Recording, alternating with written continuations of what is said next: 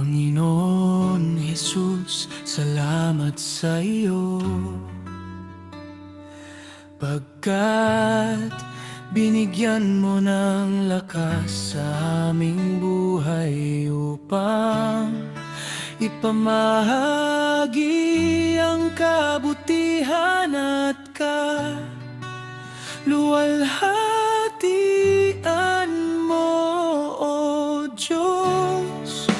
Pangako, Panginoon, na ikaw lang ang aming iibigin at sasambahin, at ang buhay na walang hanggan na pangako mo sa amin ay nawa ay makamtan ng bawat isa sa amin na sa'yo ay lubos na nananalig at pinagpupuri ang kadakilaan mo.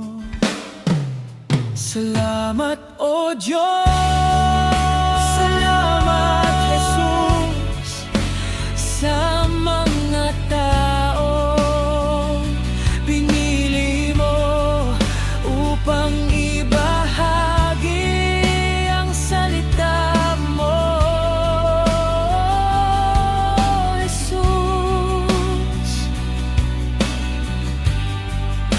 Salamat sa mga kapatiran na nagbabahagi ng iyong banal na salita.